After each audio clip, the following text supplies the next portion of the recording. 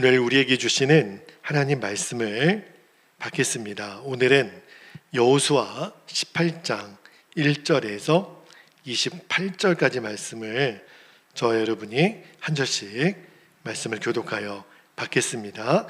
1절 제가 먼저 읽겠습니다. 이스라엘 자손의 온 회중이 실로에 모여서 거기에 회막을 세웠으며 그 땅은 그들 앞에서 돌아와 정복되었더라. 그러나 이스라엘 자손 중에 그 기업의 분배를 받지 못한 자가 아직도 7지파라. 여호수아가 이스라엘 자손에게 이르되 너희가 너희 조상의 하나님 여호와께서 너희에게 주신 땅을 점령하러 가기를 어느 때까지 지체하겠느냐. 너희는 각 지파에 3사람씩 선정하라. 내가 그들을 보내리니 그들은 일어나서 그 땅에 두루 다니며 그들의 기업을 따라 그 땅을 그려가지고 내게로 돌아올 것이라. 5절 그들이 그 땅을 7부분으로 나누되 유다는 남쪽 자기 지역에 있고 요셉의 족속은 북쪽에 있는 그들의 지역에 있으니 그 땅을 7부분으로 그려서 이곳 내게로 가져오라. 그러면 내가 여기서 너희를 위하여 우리 하나님 여호와 앞에서 제비를 뽑으리라. 레위 사람은 너희 중에 분깃이 없나니 여호와의 제사장 직분이 그들의 기업이 됨이며 갓과 르벤과 므낫세 반지파는 요단 저편 동쪽에서 이미 기업을 받았나니 이는 여호와의 종 모세가 그들에게 준 것이니라 하더라.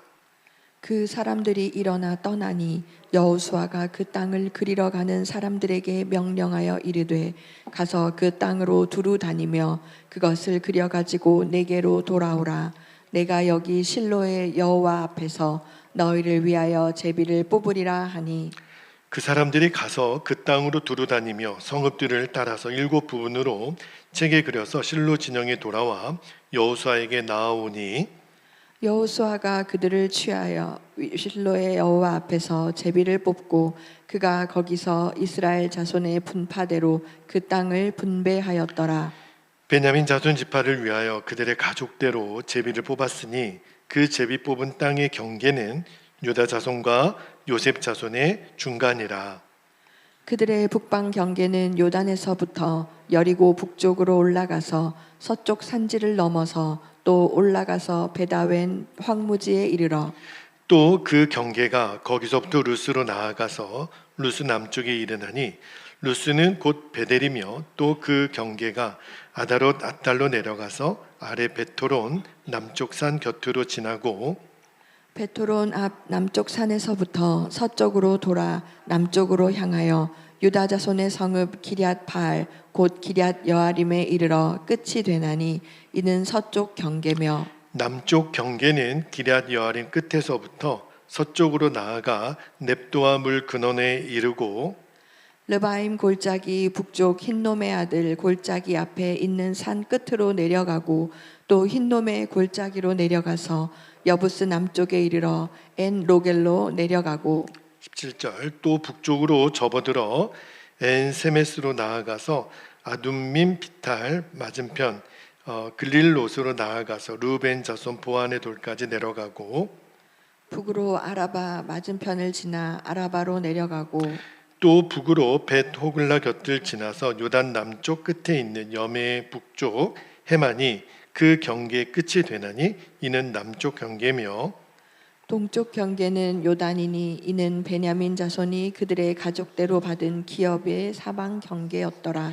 베냐민 자손의 지파가 그들의 가족대로 받은 성읍들은 여리고와 벳 호글라와 에멕 그시스와 벳 아라바와 스마라임과 베델과 아유임과 바라와 오브라와 그발 암모니와 오브니와 게바이니 12성읍과 또 그 마을들이며 기브온과 라마와 부에롯과 미스베와 그비라와 모사와 레겜과 이르부엘과 다랄라와 셀라와 엘렙과 여부스 곧 예루살렘과 기브앗과 기랴시니 14성읍이요 또 그 마을들이라. 이는 베냐민 자손이 그들의 가족대로 받은 기업이었더라. 아멘. 하나님 말씀입니다. 모두 자리에 앉겠습니다.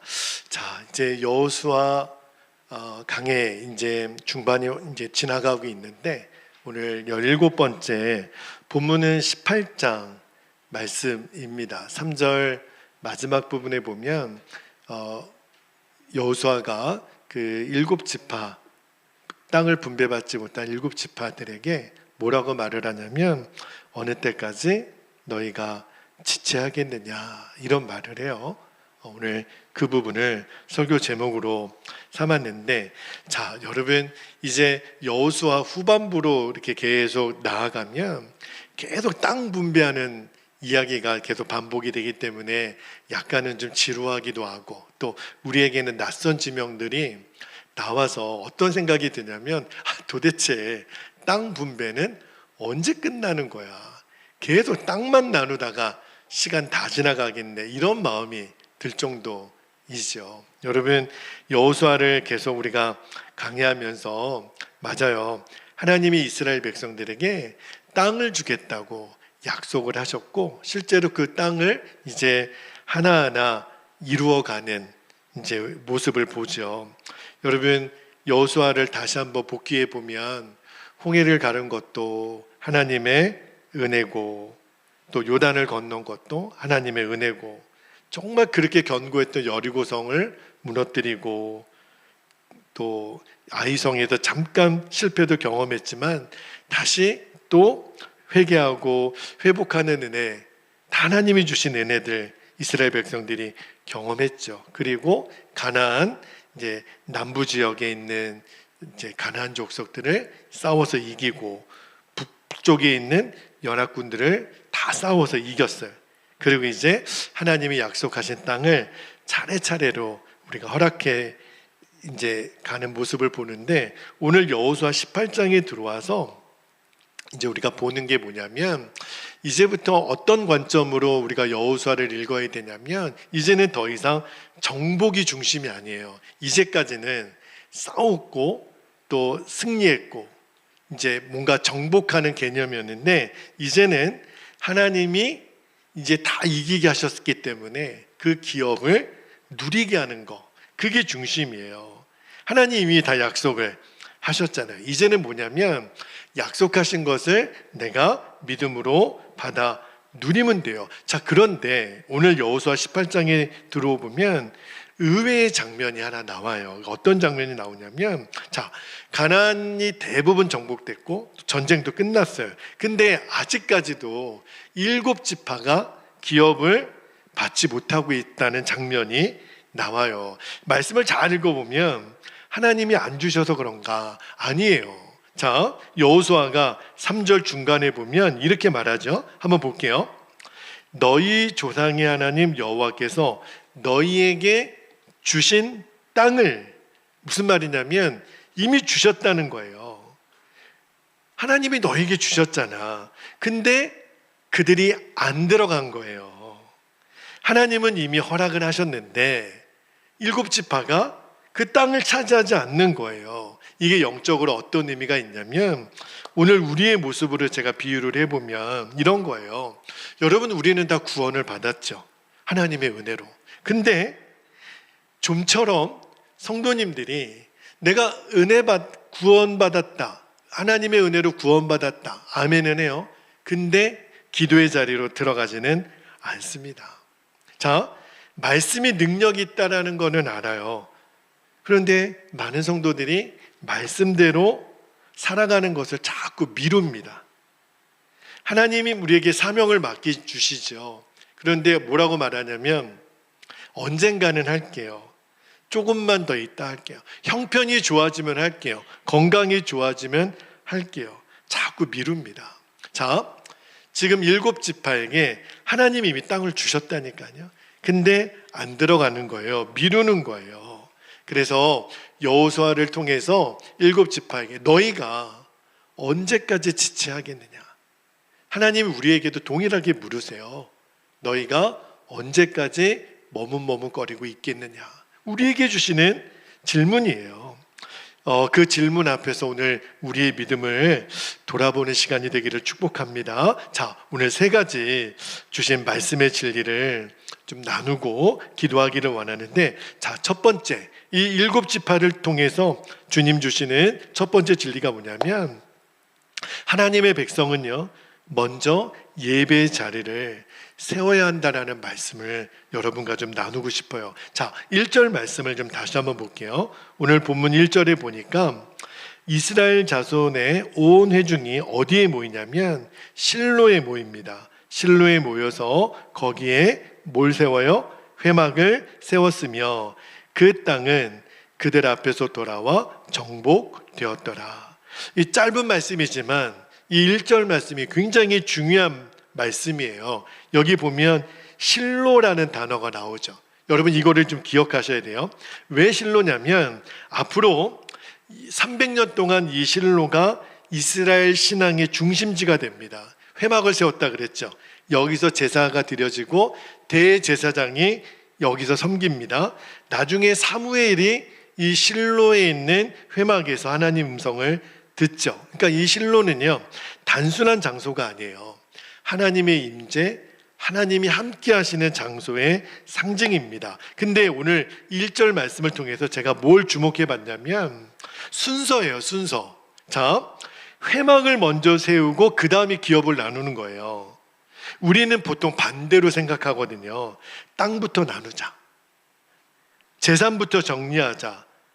생활부터 안정시키자. 하나님은 순서가 아니라는 거예요. 하나님이 먼저고 예배가 먼저고 하나님의 임재가 먼저고 그 다음이 기업이라는 거예요. 여러분 이 순서를 잘 기억하셔야 돼요. 이거는 절대로 주님 오시는 그날까지 변할 수 없는 원칙이에요. 예수님 뭐라고 말씀하셨죠? 마태복음 6장 33절에 이렇게 말씀하시죠. 그런즉 너희는 먼저, 이게 중요해요. 먼저 그의 나라와 그의 의를 구하라. 그리하면 이 모든 것을 너희에게 더하시리라. 여러분 순서를 바꾸면 안 돼요. 그러면 하나님의 원칙을 깨뜨리는 거예요. 우리는 사업이 안정되면, 아이들이 크면, 시간이 생기면, 은퇴하면, 건강하면 헌신할게요, 기도할게요, 섬길게요. 아니라는 거예요. 하나님은 먼저 나를 구하라. 왜냐하면 너희들의 모든 삶은 내가 책임지기 때문에 그렇게 주님 말씀하시는 거예요. 왜 실로가 중요하냐면 여러분 실로가 무너지면 기업은 오래 못 갑니다. 우리를 치면 예배가 무너지면 그러면 우리의 삶은 다 무너져요. 예배가 무너지면 우리의 가정도 흔들리고요. 기도가 무너지면 우리의 마음이 흔들립니다. 여러분 말씀이 무너지면 금방 세상 가치관이 우리의 마음을 차지해요. 여러분 오늘날 많은 사람들이 성공해요. 나름대로 부유해요. 그런데 행복하지는 않아요. 많이 가졌는데 평안이 없어요. 왜 그런 줄 아세요? 기업은 얻었는데 실로를 잃어버린 거예요. 내가 명목상으로는 성도라고 얘기하는데 내 삶 가운데 예배가 없어요. 기도가 없어요. 하나님과의 만남이 없어요. 그러니까 겉은 있는데 기업은 받았는데 실로가 무너지니까 내 실상이 다 무너진 거죠. 그래서 하나님이 여호수아를 통해서 먼저 실로에 회막을 세우게 하시는 거예요. 자, 여러분에게도 실로가 있습니까? 여러분의 삶에? 목사님, 내 삶의 실로가 뭐예요? 자, 제가 질문을 이렇게 바꿔볼게요. 여러분 하루를 시작하면서 하나님 앞에 무릎 꿇는 시간이 있습니까? 그게 여러분의 실로예요. 여러분 하루를 보내는 동안 말씀 앞에 내 자신을 비추는 시간이 있습니까? 그게 여러분의 실로예요. 무엇보다도 예배를 여러분 삶의 중심에 두고 있습니까? 여러분의 실로예요. 여러분 교회는 일주일에 한 번 들르는 곳이 아니에요. 우리 삶의 중심입니다. 그러니까 예배가 의무가 되어서는 안 되고 생명이거든요. 기도가 부담이 되어서는 안 되고 기도는 호흡이에요. 하나님의 말씀은 생명 양식입니다. 실로가 분명한 사람, 실로가 세워져 있는 사람은 흔들리지 않아요. 왜요? 하나님이 그 중심에 계시니까.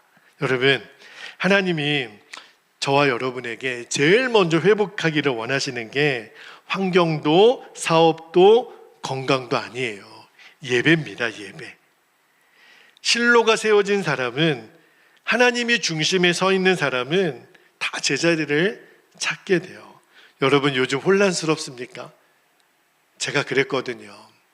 정말 어떻게 해야 될지 모를 때, 어디로 가야 될지 모를 때, 무엇부터 해야 될지 모를 때, 여러분 정답을 말씀을 드릴게요. 하나님이 내 삶의 중심이 되시면 됩니다.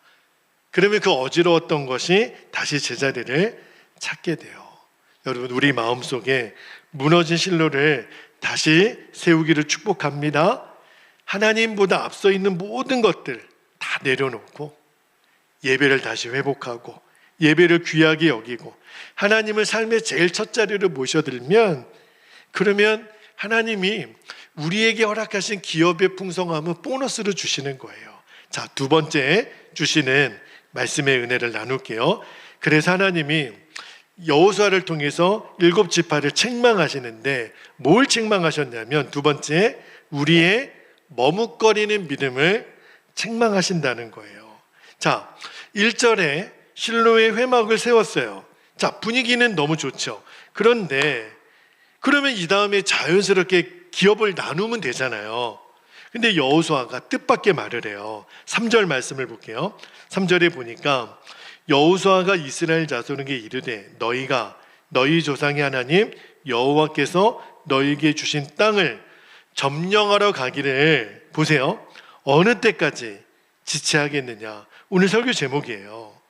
여러분, 이 어느 때까지 지체하겠느냐, 이게 여호수아서를 통틀어서 가장 날카로운 질문이에요. 여호수아는 7지파에게 야, 너희들 왜 이렇게 힘이 없냐, 왜 이렇게 군사가 부족하냐, 왜 무기가 없냐, 이런 거 묻지 않았어요. 딱 질문 하나 합니다. 언제까지? 도대체 언제까지 지체할 거야? 안타까움이 담겨 있는 거죠.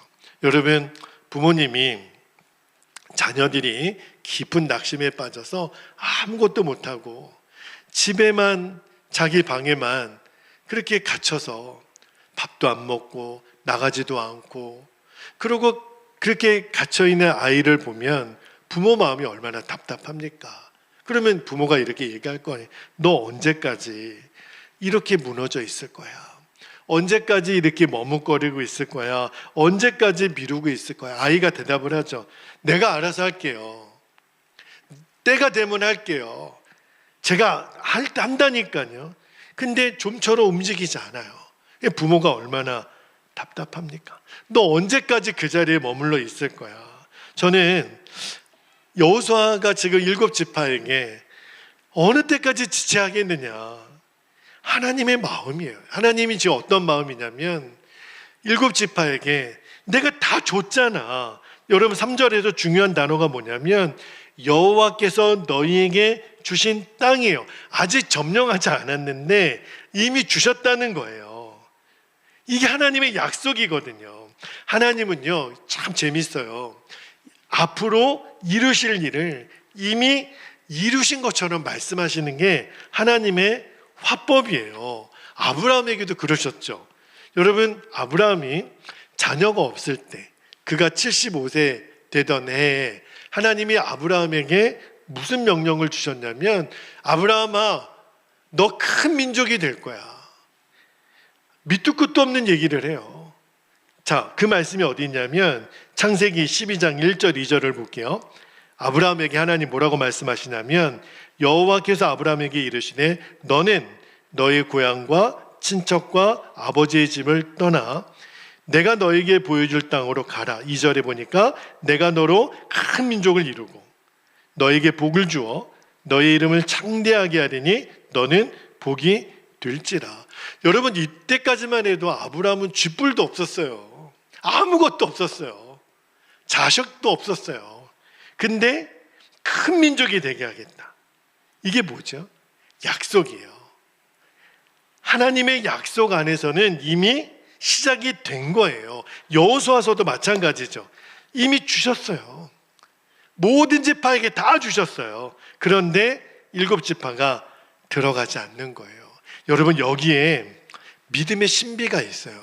제가 뭘 깨달았냐면, 믿음은 하나님께 없는 것을 달라고 조르는 게 믿음이 아니고요, 하나님이 이미 약속하신 것을 순종으로 받아 누리는 거, 그게 믿음이에요. 그게 진짜 믿음이에요.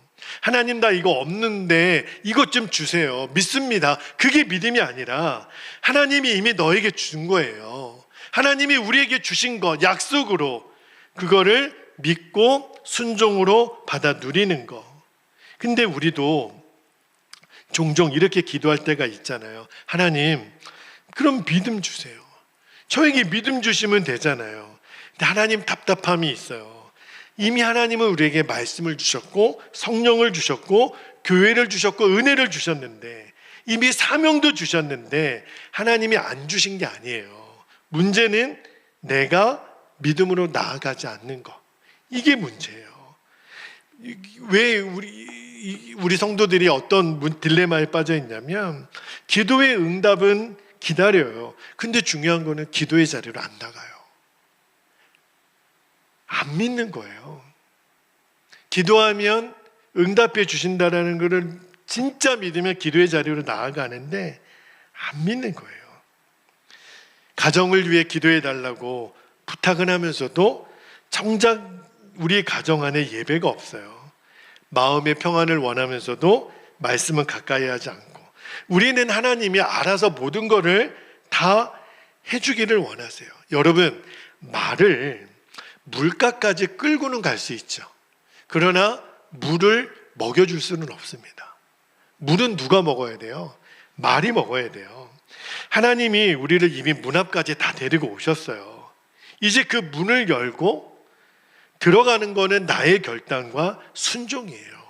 그래서 오늘 3절에 여호수아가 어느 때까지 지체하겠느냐. 그 어느 때까지 지체하다, 그 지체하다라는 말에 원어 성경을 보니까 또 다른 의미로 게으르다 이렇게 돼 있더라고요. 여러분, 이때 이 게으르다라고 하는 거는 몸이 안 움직이는 나태함만 의미하는 게 아니에요. 영적인 무관심입니다. 순종을 미루는 거예요. 자꾸 믿음을 뒤로 미루는 겁니다. 근데 하나님은 이게 너무 심각한 거예요. 여러분, 영적인 삶에서 제일 위험한 게 뭐냐면 사람이 악해질 수도 있죠. 이게 위험하겠죠. 그러나 그것보다 더 위험한 게 있어요. 머뭇거리는 거예요. 자꾸 머뭇거리는 거예요. 여러분, 사탄은요, 우리를 꼭 죄짓게 하지 않아도 사탄은요, 어떤 면에서 우리에게 만족을 하냐면 기도를 내일부터 해. 자, 마귀는요, 우리에게 뭔가 거룩한 하나님의 일을 내가 하려고 마음의 결단을 하잖아요. 그럼 마귀는 우리에게 속삭입니다. 야, 뭐 오늘부터 해. 내일부터 하면 되잖아. 자, 내일이 됐어요. 마귀가 또 뭐라고 하는 줄 아세요? 내일부터 해. 일주일이 지났어요. 또 내일부터 해. 전도해야지. 딱 마음을 주셨어요. 그러면 오늘 가면 돼요. 근데 마귀는 나중에 해. 주님이 회개하는 마음을 주셨어요. 근데 마귀는 나중에 해. 헌신하는 마음을 주셨어요. 은퇴한 다음에 해. 주님 앞에, 하나님 앞에 정직하게 내 재정을 하나님 앞에 드리는 영적인 결단을 하나님이 주셨어요. 마귀는 뭐라 그래요? 야, 네 코가 석잔데 나중에 형편 더 좋아지면 빚 다 갚으면 그때 해. 마귀가 얼마나 교활한 줄 아십니까? 머뭇거리게 만들어요. 왜? 머뭇거리면 결국 순종 못하는 거를 마귀가 귀신같이 알거든요. 이게 마귀의 전략이에요. 믿음이 뭐예요? 믿음은 결단이에요. 성경에 잘 보면 믿음의 사람들은요, 다 결단부터 시작했어요. 아브라함이요, 75세에 본토 친척 아비 집을 떠나라. 갈 바를 알지 못하고 떠났어요. 모세는요, 홍해 앞에서 발을 내딛습니다. 요단강을 건널 때 여호수아가 제사장들에게 법궤를 메고 먼저 건너라 그랬어요. 한 발자국 내디딜 때 요단이 갈라졌어요. 베드로는요, 무리를 걸으라는 말씀을 예수님 듣고 걸었어요. 배 밖으로 나왔어요. 여러분, 이게 뭘 말하는 거냐면 믿음은 확신이 생긴 다음에 움직이는 게 아니에요. 하나님이 말씀하셨다면 움직이는 거, 그게 믿음이에요. 확신이 생길 때까지 기다리는 게 믿음이 아니라고요.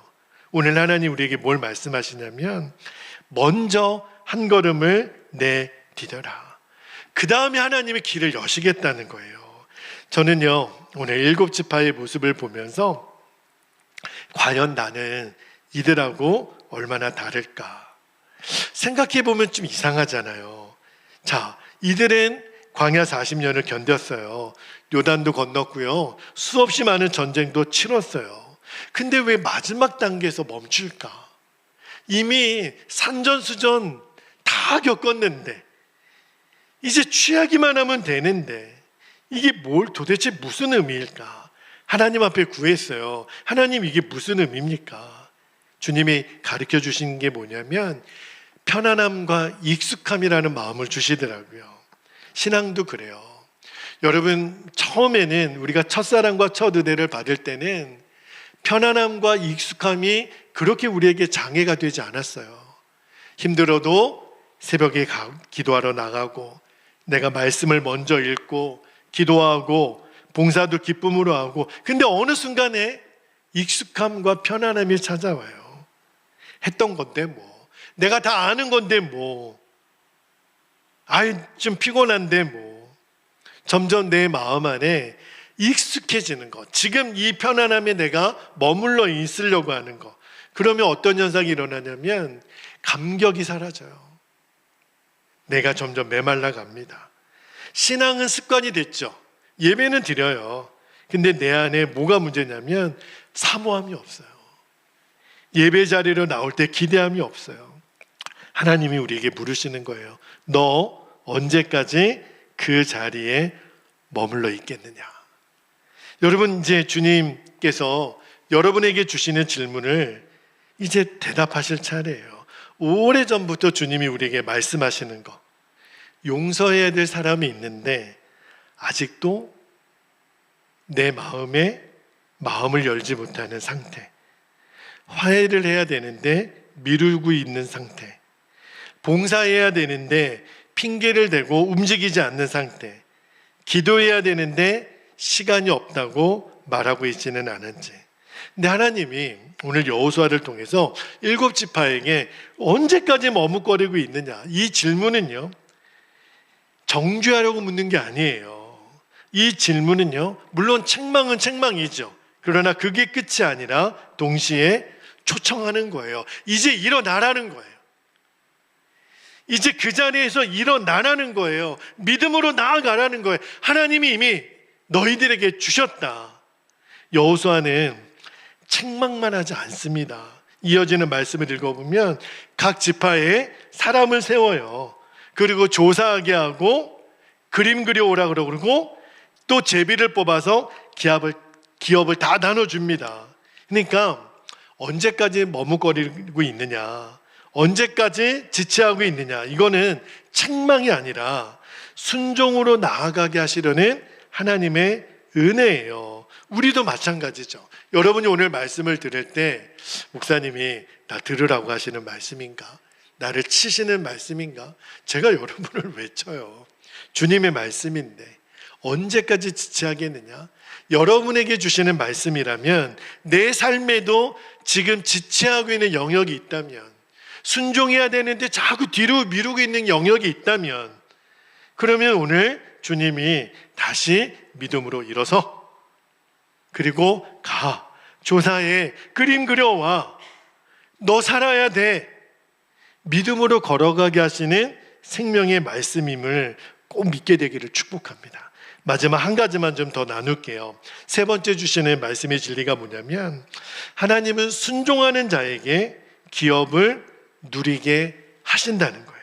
자, 책망만 한 것이 끝이 아니에요. 오늘 본문을 보면 여호수아가 굉장히 구체적인 지시를 해요. 4절 말씀 한번 볼까요? 4절에 보면 너희는 각 지파에 세 사람씩 선정하라. 내가 그들을 보내리니 그들은 일어나서 그 땅에 두루 다니며 그들의 기업에 따라 그 땅을 그려 가지고 내게로 돌아올 것이라. 자, 여호수아가 7지파 백성들에게 뭐라고 말하냐면 일어나, 그리고 가서 조사해.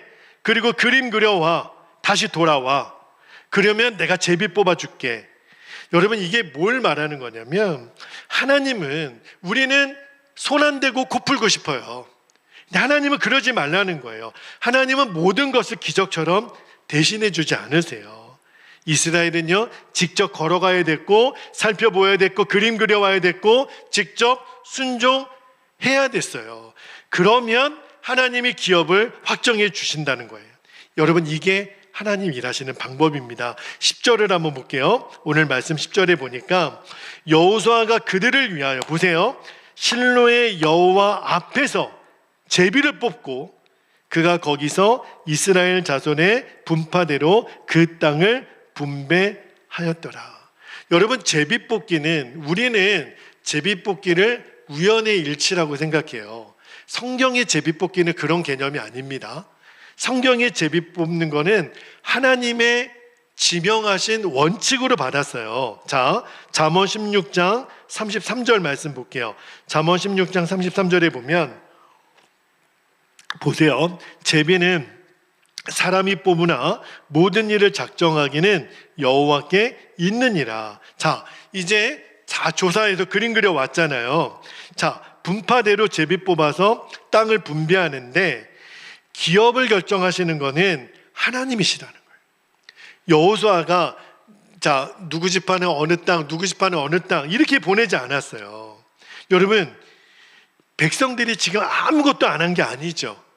그들은 걸었고 조사했고 순종한 거예요. 그 순종 위에 하나님이 하나님의 뜻을 이루신 거예요. 그러니까 성경은 언제나 이 두 가지가 늘 함께 갑니다. 하나님의 절대 주권과 사람의 순종이에요. 그냥 가만히 있는 게 아니에요. 내가 할 역할은 하는 거예요. 여러분, 우리는 결과를 만들어낼 수는 없죠. 그거는 철저하게 하나님의 영역이니까.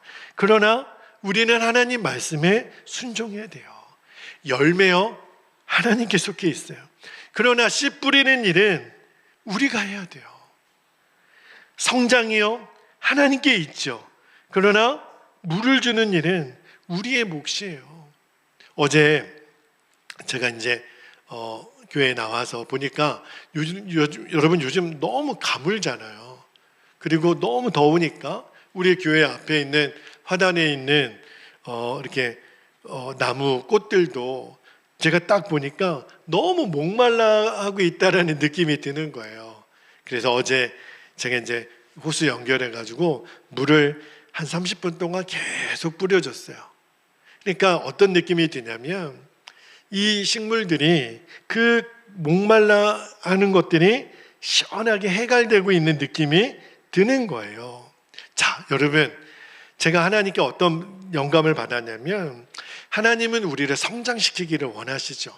우리 교회를 부흥시키기를 원하시죠. 열매를 주기를 원하시죠. 그러나 우리의 몫이 있어요. 물을 뿌려야 되고 씨를 뿌려야 되고, 우리가 하나님은 은혜로 모든 걸 주시지만 응답하는 거는 내 책임이라는 마음을 주세요. 그러니까 이 여호수아 18장은 이 균형을 그대로 보여주세요. 머뭇거리고 있는 거는 믿음을 잃게 하지만 순종은요, 약속을 현실로 만들어냅니다. 여러분, 우리 베델교회에 하나님 부흥을 주세요.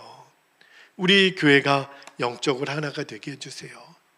맞아요. 기도 중요하죠. 그러나 주님이 오늘 우리에게 명령하시는 거예요. 너희들이 그것을 위해서 순종으로 걸음을 내디드라. 여러분, 잘 생각해 보면 기업은 처음부터 있었던 거예요. 새롭게 만들어진 게 아니고 이미 준비해 놓은 하나님이. 그러나 믿음으로 들어간 사람만 그거를 누린 거예요. 오늘도 마찬가지입니다. 하나님은 저와 여러분을 위해서 이미 은혜는 준비해 놓고 계세요. 근데 그 은혜는요, 믿음으로 순종한 사람에게만 현실이 되는 거예요. 이게 비밀이에요. 여러분, 기도하는 사람은 기도의 능력을 알죠. 말씀 붙드는 사람은 말씀의 능력을 경험하잖아요. 섬기는 사람은 섬김의 기쁨을 알잖아요. 헌신하는 사람은 하나님의 신실하심을 경험하게 됩니다. 자, 마지막으로 여러분과 꼭 나누고 싶은 게 뭐냐면 이 순종이 바로 하나님의 약속을 경험하는 통로가 된다는 거예요. 저는 오늘 여호수아를 보면서 제 자신을 정말 많이 돌아봤어요. 리더는 이래야 된다는 거. 여러분, 오늘 여호수아는 7지파에게 막 몰아붙이지 않아요. 너희들 엉터리구나, 책망만 하지 않아요. 여호수아는요, 길을 안내하는 사람이더라고요. 여호수아는 내 생각에는, 내 경험에는 내가 예전에 모세를 따라다니면서 배웠던 것은, 내가 경험했던 것은 이런 말 하나도 없어요.